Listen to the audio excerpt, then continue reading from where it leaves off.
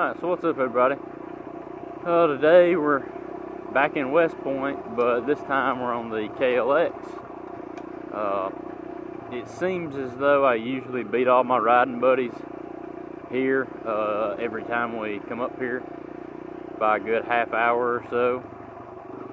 So with that in mind, I figured I'd come out and get a little solo vlog in before I get some group recording going with them. So anyway, we're on the KLX. However, I have a KLR related topic. So let's say that tomorrow your bike is just gone, totaled. You're not hurt.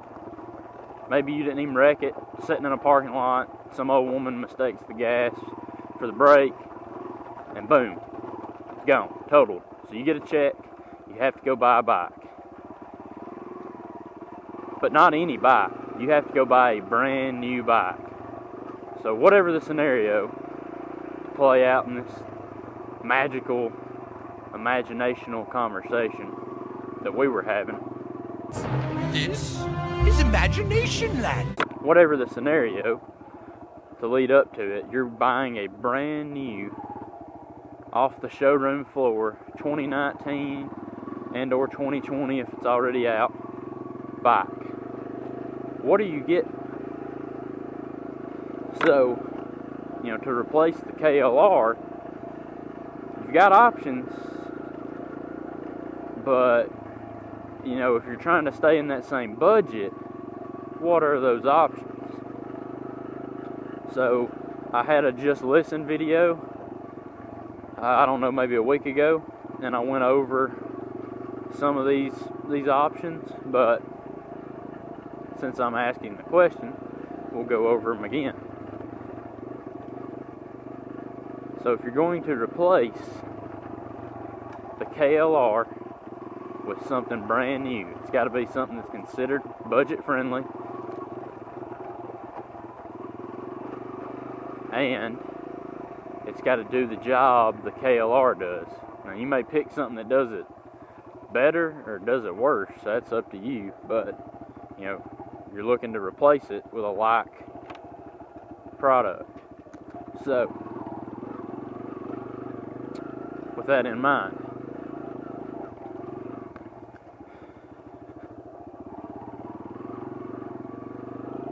if you're going to stick with a big single cylinder, you got two options: XR650L, DR650. Two good options. Neither of which is highway oriented as the KLR. Obviously the DR slightly more highway oriented than the XR. And that's it for big thumpers. I mean, you've got the KTM 690, but Husqvarna 701.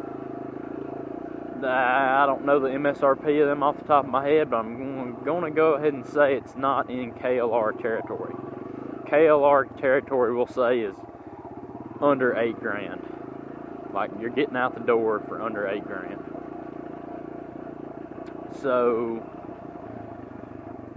what else does that leave you with? Well, if you want to go Kawasaki again, you've got the Versys 300. Yeah, it's just a 300, but it's a twin, and it makes more horsepower than your KLR makes. So that's one option. Price point on it's right. Doesn't have as much suspension travel as the KLR, so it's not maybe as off-road oriented. So DR right now being the closest thing in my eyes, a little more off-road oriented, versus 300X being more on-road oriented than the KLR. What else do you have? CB500X comes to mind. Honda just did some updating on it for 2019. It now runs a 19-inch front instead of a 17-inch front, which is amazing.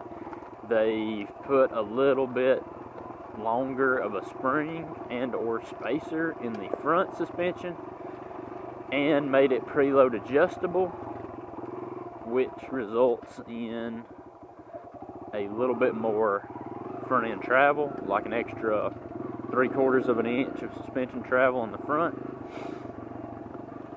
They have changed up I think they just changed the linkage a little bit in the rear, giving you a little bit more suspension travel in the rear.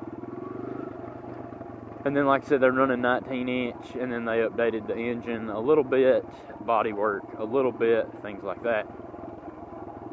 So, CB500X, even though it has a 19-inch front, I'm going to call it more off-road capable than the Versys X. Maybe they're about the same. To give it the nod over the Versys X may not be right entirely. They're about the same. The ground clearance, things like that. The 19-inch front wheel, you can get by with that pretty good. That's what that's what this little old KLX runs, and it does pretty good out here off road. Granted, it's not nearly as heavy, which is one thing the Versys X has going for it when you compare it directly to the CB500X. It's a good little bit lighter, I do believe. The only other option I can think of that has, regardless of displacement, has similar power and similar road going, off-road going capabilities might be, I don't know, the 310 GS from BMW, maybe. It's just a 310 single, but it's kind of more tuned like you'd expect a 300cc dirt bike or motocross bike to be tuned. It's liquid cooled, so that results in Jesus.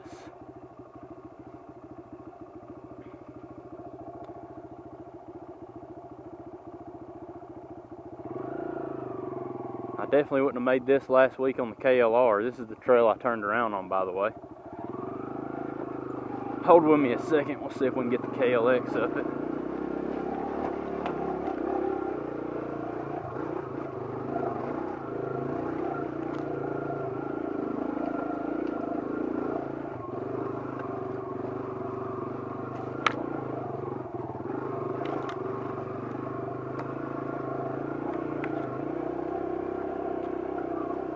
I don't even think I could get the KLR down that.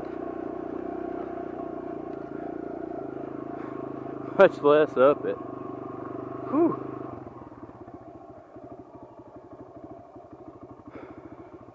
I've seen this before. Somewhere. Some point in time. So anyway, yeah, the 310 GS. 310 GS, like I'm saying,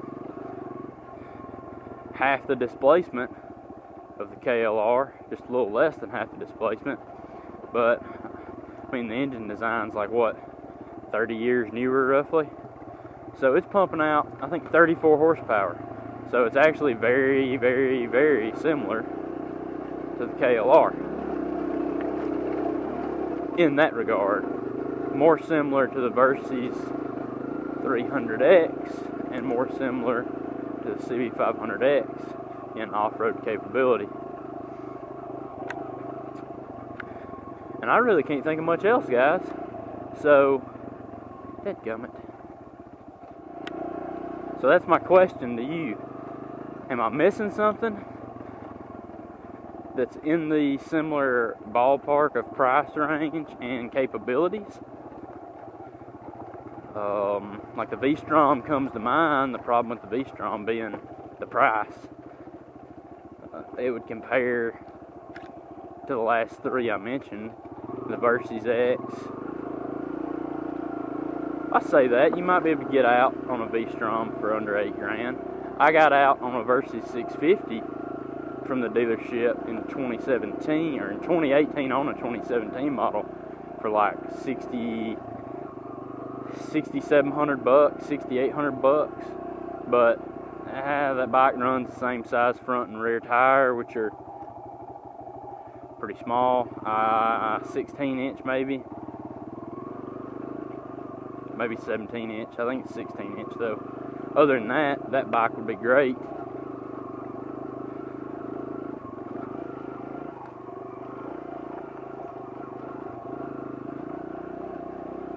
Other than obvious differences, like not enough suspension travel and things like that.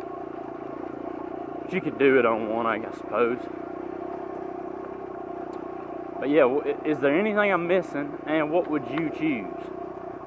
So you've got to replace the KLR with a product that is currently sitting in the showroom. So what do you get? If it's me, considering that the amount of time I spend off-road in places like this is very slim and usually voluntary, I think I honestly would go CB500X. And I think all I would do to it is crank my preload up. I like a pretty stiff, aggressive suspension anyway. Crank those preloads up a little bit, front and rear, so that way I maintain a high ground clearance. And then I'd just run dual sport tires. I don't think I would worry with the cast wheels that much.